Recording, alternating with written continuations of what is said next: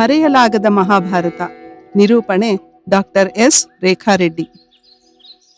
ಹಿಂದಿನ ಸಂಚಿಕೆಯಲ್ಲಿ ಅರ್ಜುನನಿಂದ ಸೋತ ದೃಪದ ತನ್ನ ಅರ್ಧ ರಾಜ್ಯವನ್ನ ದ್ರೋಣನಿಗೆ ಕೊಟ್ಟು ಅವಮಾನಗೊಂಡು ಪ್ರತೀಕಾರಕ್ಕಾಗಿ ಯಜ್ಞವನ್ನ ಮಾಡಿ ಧೃಷ್ಟದ್ಯುಮ್ನ ಮತ್ತು ದ್ರೌಪದಿಯನ್ನ ಪಡೆದದ್ದನ್ನ ತಿಳಿದುಕೊಂಡೆವು.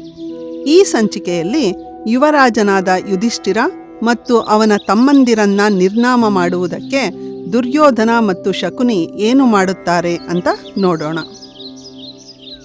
ಪಾಂಚಾಲರ ಮೇಲೆ ಸಾಧಿಸಿದ ವಿಜಯ ಹಸ್ತಿನಾವತಿಯ ಯುವರಾಜನನ್ನ ನಿರ್ಧರಿಸಿತ್ತು. ಭೀಷ್ಮ ಸತ್ಯವತಿಯರು ಧೃತರಾಷ್ಟ್ರನನ್ನ ಒಪ್ಪಿಸಿ ಯುಧಿಷ್ಠಿರನಿಗೆ ಯುವ ರಾಜ್ಯಾಭಿಷೇಕವನ್ನ ಮಾಡಿದ್ರು. ದುರ್ಯೋಧನನಿಗೆ ಇದನ್ನ ಸಹಿಸೋದಿಕ್ಕೆ ಆಗ್ಲಿಲ್ಲ. ತನ್ನ ಕೋಪವನ್ನ ಅಸಂತೋಷವನ್ನ ತನ್ನ ತಂದೆಯ ಮುಂದೆ ಶಕುನಿಯ ಮುಂದೆ ಆಡಿ ತೋರಿಸಿದ್ದ. ಧೃತರಾಷ್ಟ್ರನಿಗೆ ಏನು ಮಾಡಲೂ ತೋಚಲಿಲ್ಲ. ಆದರೆ ಶಕುನಿ, ದುರ್ಯೋಧನ ಮಗು, ಅವರು ಸ್ವಲ್ಪ ಕಾಲ ಮೆರೆಯಲಿ, ಸಮಯ ನೋಡಿ ಅವರನ್ನ ಇಲ್ಲವಾಗಿಸೋಣ ಎಂದ. ಶಕುನಿ ತಾನು ಹೇಳಿದಂತೆ ಒಂದು ಉಪಾಯದೊಂದಿಗೆ ಬಂದ. ಪಾಂಡವರನ್ನ ಜೀವಂತ ಸುಟ್ಟು ಹಾಕುವುದು ಅವನ ಉಪಾಯ. ದುರ್ಯೋಧನ ಮತ್ತು ದುಶ್ಯಾಸನರು ಇದಕ್ಕೆ ತಕ್ಷಣ ಒಪ್ಪಿಕೊಂಡರೂ ಧೃತರಾಷ್ಟ್ರ ಇದನ್ನ ಮೊದಮೊದಲು ಒಪ್ಪಿಕೊಳ್ಳಲಿಲ್ಲ. ಪಾಂಡುವಿನಂತೆ ಧರ್ಮಾತ್ಮನಾದ ಯುಧಿಷ್ಠಿರ ಪುರಜನರ ಅನೇಕ ರಾಜ ಮಹಾರಾಜರ ವಿಶ್ವಾಸವನ್ನ ಸಂಪಾದಿಸಿದ್ದ. ಅಚಾನಕ್ಕಾಗಿ ಪಾಂಡವರ ಮೃತ್ಯುವಾದರೆ ಅವರು ದಂಗೆ ಏಳಬಹುದು ಅಂತ ಧೃತರಾಷ್ಟ್ರ ಬಹಳ ಚಿಂತಿಸಿದ. ಕರ್ಣನಿಗಂತೂ ಈ ವಾಮ ಮಾರ್ಗ ಹಿಡಿಸಲಿಲ್ಲ. ಪಾಂಡವರನ್ನ ನೇರವಾಗಿ ಯುದ್ಧ ಮಾಡಿ ಕೊಲ್ಲುವ ಬಯಕೆ ಅವನದು. ಆದರೆ ದುರ್ಯೋಧನನಿಗೆ ಎದುರು ಹೋಗುವ ಮನಸ್ಸಿಲ್ಲದೆ ತಲೆಯಾಡಿಸಿದ. ಪುರಜನರು ದಂಗೆ ಹೇಳದಂತೆ ಪಾಂಡವರನ್ನ ತಾವೇ ನಿರ್ನಾಮ ಆಗುವಂತೆ ಮಾಡಬೇಕು ಎಂದು ಅವರೆಲ್ಲ ನಿರ್ಧರಿಸಿದರು. ಅದಕ್ಕಾಗಿ ಆಸ್ಥಾನಿಕರನ್ನ ಸರಿ ಮಾಡಿ ಪಾಂಡವರಲ್ಲಿ ವಾರಣಾವತದ ಬಗ್ಗೆ ಆಸಕ್ತಿ ಉಂಟಾಗುವಂತೆ ಮಾಡಬೇಕೆಂದು ನಿರ್ಧರಿಸಿ ಅದಕ್ಕಾಗಿ ಕೆಲವರನ್ನ ಹಣ ಕೊಟ್ಟು ಸರಿ ಮಾಡಿಕೊಂಡರು. ಅವರು ಯುಧಿಷ್ಠಿರನಿಗೆ, ಯುವರಾಜ, ನಿಮ್ಮ ತಂದೆ ಪಾಂಡು ಮಹಾರಾಜರು ಬಹಳ ಧರ್ಮನಿಷ್ಠರು. ಆದರೆ ಅವರು ಹಸ್ತಿನಾವತಿಯಲ್ಲಿ ಇರುವಷ್ಟು ವರ್ಷ ವಾರಣಾವತದಲ್ಲಿ ನಡೆಯುವ ಪಶುಪತಿಯ ಉತ್ಸವಕ್ಕೆ ತಪ್ಪದೇ ಹೋಗಿ ಮಹಾದೇವ ಪಶುಪತಿಗೆ ಸೇವೆಯನ್ನ ಸಲ್ಲಿಸುತ್ತಿದ್ದರು. ಈ ವರ್ಷ ವಾರಣಾವತದಲ್ಲಿ ಉತ್ಸವ ನಡೆಯುತ್ತಿದೆ. ಈ ಉತ್ಸವ ಪ್ರಪಂಚದಲ್ಲೆಲ್ಲಾ ಅತ್ಯಂತ ವೈಭವವಾದುದು, ನೀವು ನೋಡಲೇಬೇಕಾದದ್ದು. ಪಾಂಡುವಿನ ಹೆಸರಿನಲ್ಲಿ ಪಶುಪತಿಗೆ ಅಭಿಷೇಕವನ್ನ ಮಾಡಿದರೆ ಪಾಂಡುರಾಜನ ಜೊತೆ ನಿಮ್ಮ ಎಲ್ಲಾ ಪೂರ್ವಜರಿಗೆ ಸದ್ಗತಿ ದೊರೆಯುತ್ತದೆ ಅಂತ ಹೇಳಿದ್ರು. ಅದನ್ನು ನಂಬಿದ ಯುಧಿಷ್ಠಿರ ಧೃತರಾಷ್ಟ್ರ ಮಹಾರಾಜರ ಬಳಿ ಅನುಮತಿ ತೆಗೆದುಕೊಂಡ. ನಂತರ ಭೀಷ್ಮ ಮತ್ತು ವಿದುರರಿಗೂ ತನ್ನ ಆಶಯವನ್ನ ತಿಳಿಸಿ ವಾರಣಾವತಕ್ಕೆ ಹೋಗಿ ಪಶುಪತಿಗೆ ಸೇವೆ ಸಲ್ಲಿಸಿ ಬರುವುದಾಗಿ ಹೇಳಿದ. ವಿದುರನಿಗೆ ಸಂದೇಹವಾಯಿತು. ಯುಧಿಷ್ಠಿರ ತನ್ನ ಪ್ರಯಾಣವನ್ನ ನಿಲ್ಲಿಸುವ ಮನಸ್ಥಿತಿಯಲ್ಲಂತೂ ಇರಲಿಲ್ಲ. ಇತರ ಪಾಂಡವರು ಅವನನ್ನ ಅನುಸರಿಸಿದರು. ಪಶುಪತಿಯ ಸೇವೆ ಎಂದು ಕುಂತಿಯೂ ಅವರೊಂದಿಗೆ ಹೊರಟಳು. ಪಾಂಡವರು ಹಸ್ತಿನಾವತಿಯನ್ನ ತಲುಪುವ ಮೊದಲೇ ದುರ್ಯೋಧನನ ನಂಬಿಗೆಯ ಬಂಟ ಪುರೋಚನ ಅಲ್ಲಿ ಅವರಿಗೆ ಒಂದು ಅರಮನೆಯನ್ನ ನಿರ್ಮಿಸಿದ್ದ. ಪಾಂಡವರನ್ನ ಊರ ಬಾಗಿಲಲ್ಲೇ ಎದುರಾದ ಪುರೋಚನ ಅವರನ್ನು ತಾನು ಕಟ್ಟಿದ ಅರಮನೆಗೆ ತಂದ. ಪಾಂಡವರು ಅರಮನೆಯನ್ನ ಒಂದು ಸುತ್ತು ಹಾಕಿ ಬಂದರು. ಅರಮನೆ ಅರಗಿನಿಂದ ಬೆಂಕಿ ಬೇಗ ಹಿಡಿಯುವ ವಸ್ತುಗಳಿಂದ ಕಟ್ಟಿರುವುದನ್ನ ಗಮನಿಸಿದರು.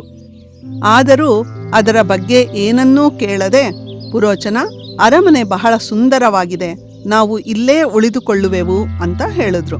ಪುರೋಚನನಿಗೆ ಪಾಂಡವರು ತನ್ನ ಬಲೆಗೆ ಬಿದ್ದರು ಅನಿಸಿ ಬಹಳ ಸಂತೋಷವಾಯಿತು. ಉತ್ಸವ ಇನ್ನೂ 1 ವಾರ ಇತ್ತು. ಅಷ್ಟರಲ್ಲಿ ಒಂದು ದಿನ ಅರಮನೆಯ ಒಂದು ಕೋಣೆಯಲ್ಲಿ ದಡಂ ದಡಂ ಎಂದು ಕುಟ್ಟುವ ಸದ್ದು ಕೇಳಿಸಿತು. ಪಾಂಡವರು ತಮ್ಮ ಶಸ್ತ್ರಾಸ್ತ್ರಗಳನ್ನೆಲ್ಲ ಹಿಡಿದುಕೊಂಡು ಎಚ್ಚರಿಕೆಯಿಂದ ನಿಂತರು. ಕೋಣೆಯ ನೆಲ ಸಡಿಲವಾಗಿ ಬಿರುಕು ಬಿಟ್ಟು ಒಂದು ಬಿಲವಾಯಿತು. ಅದರಿಂದ ಒಬ್ಬ ಮನುಷ್ಯ ಹೊರಬಂದ. ವಿದುರ ತನ್ನನ್ನ ಕಳಿಸಿದನೆಂದು ಪರಿಚಯ ಮಾಡಿಕೊಂಡು ಆಪತ್ಕಾಲದಲ್ಲಿ ಈ ಸುರಂಗದಿಂದ ಹೊರಬೀಳಬಹುದು ಎಂದು ಹೇಳಿ ಅವನು ಹೊರಟು ಹೋದ. ಪಾಂಡವರು ಆ ಸುರಂಗವನ್ನ ಚಾಪೆಯಿಂದ ಮುಚ್ಚಿಟ್ಟರು. ಮರುದಿನ ಪಶುಪತಿ ದೇವಸ್ಥಾನದ ಉತ್ಸವ. ಪಾಂಡವರು ಭಕ್ತಿಯಿಂದ ದೇವರಿಗೆ ಸೇವೆ ಸಲ್ಲಿಸಿದರು. ಆ ದಿನ ಕುಂತಿಯನ್ನು ನೋಡಲು ಒಬ್ಬಳು ಬಿಲ್ಲರವಳು ತನ್ನ 5 ಜನ ಪುತ್ರರೊಂದಿಗೆ ಬಂದಳು. ಕುಂತಿ ಅವರಿಗೆ ಸಮೃದ್ಧವಾದ ಭೋಜನವನ್ನ ಬಡಿಸಿ ಆ ದಿನ ರಾತ್ರಿ ಅಲ್ಲೇ ಮಲಗಿ ಬೆಳಗ್ಗೆ ಹೋಗುವಂತೆ ಹೇಳಿದಳು. ಆ ದಿನ ಪುರೋಚನ ಅರಗಿನ ಮನೆಗೆ ಬೆಂಕಿ ಇಡಲು ಪಾಂಡವರು ಮಲಗುವುದನ್ನೇ ಕಾಯುತ್ತಿದ್ದ. ಪಾಂಡವರು ಪುರೋಚನ ಬೆಂಕಿ ಹಚ್ಚುವುದಕ್ಕೆ ಮೊದಲೇ ತಾವೇ ಅರಗಿನ ಮನೆಗೆ ಬೆಂಕಿಯನ್ನ ಹೊತ್ತಿಸಿದರು. ತಮ್ಮ ಶಸ್ತ್ರಗಳನ್ನ ಅಲ್ಲಿಯೇ ಬಿಟ್ಟು ಸುರಂಗದಲ್ಲಿ ಇಳಿದು ಅದರ ಬಾಯನ್ನ ಭದ್ರವಾಗಿ ಮುಚ್ಚಿದರು.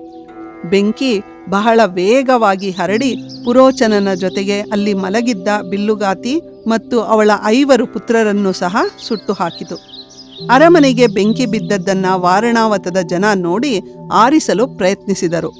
ಆದರೆ ಆಕಾಶದೆತ್ತರಕ್ಕೂ ಧಗಧಗನೆ ಉರಿಯುತ್ತಿದ್ದ ಬೆಂಕಿಯನ್ನು ಅವರು ಏನೂ ಮಾಡಲಾಗದೆ ಬೆಂಕಿಯಲ್ಲಿ ಪಾಂಡವರು ಸುಟ್ಟು ಹೋದರೆಂದು ದುಃಖಿಸುತ್ತಾ ನಿಂತರು. ಪಾಂಡವರು ಹೊಕ್ಕ ಸುರಂಗ ಅವರನ್ನ ಅರಗಿನ ಮನೆಗೆ ಒಂದು ಪರ್ಲಾಂಗ್ ದೂರಕ್ಕೆ ಒಯ್ದಿತ್ತು. ದೂರದಲ್ಲಿ ಅರಗಿನ ಮನೆ ಉರಿಯುತ್ತಿರುವುದನ್ನು ನೋಡಿ ನಿಟ್ಟುಸಿರಿಟ್ಟು ಒಬ್ಬರಿಗೊಬ್ಬರು ಧೈರ್ಯ ಹೇಳುತ್ತಾ ನದಿ ತೀರವನ್ನ ಸೇರಿದ್ರು. ಅಲ್ಲಿ ಒಬ್ಬ ಬೆಸ್ತ ಅವರಿಗಾಗಿ ಕಾಯ್ತಾ ಇದ್ದ. ತನ್ನನ್ನ ವಿದುರ ಕಳಿಸಿದನೆಂದು ತಾನು ಅವರಿಗಾಗಿ ಹಿಂದಿನ ದಿನದಿಂದ ಕಾಯುತ್ತಿರುವುದಾಗಿಯೂ ಹೇಳಿ ಅವರನ್ನ ತನ್ನ ದೋಣಿಯಲ್ಲಿ ಹತ್ತಿಸಿಕೊಂಡು ಆಚೆಯ ದಡವನ್ನ ಮುಟ್ಟಿಸಿದ.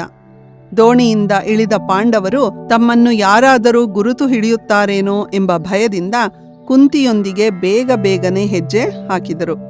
ಅರಗಿನ ಮನೆ ಸುಟ್ಟು ಬೂದಿಯಾದ ನಂತರ ಅಲ್ಲಿನ 7 ಶವಗಳನ್ನ ನೋಡಿ ದುರ್ಯೋಧನಾದಿಯಾಗಿ ಎಲ್ಲಾ ಕೌರವರು ಪಾಂಡವರು ಕುಂತಿಯೊಂದಿಗೆ ಸತ್ತರೆಂದು ಅವರೊಂದಿಗೆ ಪುರೋಚನನೂ ಸತ್ತಿರಬೇಕೆಂದು ಭಾವಿಸಿ ಸಂಭ್ರಮ ಪಟ್ಟರು. ಭೀಷ್ಮ ಕಣ್ಣೀರು ಸುರಿಸಿದ. ವಿದುರ ಮಾತ್ರ ಸಪ್ಪೆ ಮುಖವನ್ನ ಮಾಡ್ದ. ಮುಂದಿನ ಸಂಚಿಕೆಯಲ್ಲಿ ಅರಗಿನ ಮನೆಯಿಂದ ತಪ್ಪಿಸಿಕೊಂಡ ಪಾಂಡವರು ಹೇಗೆ ಹಿಡಿಂಬಾಸುರನನ್ನ ಕೊಂದರು ಎಂಬುದನ್ನ ತಿಳಿಯೋಣ.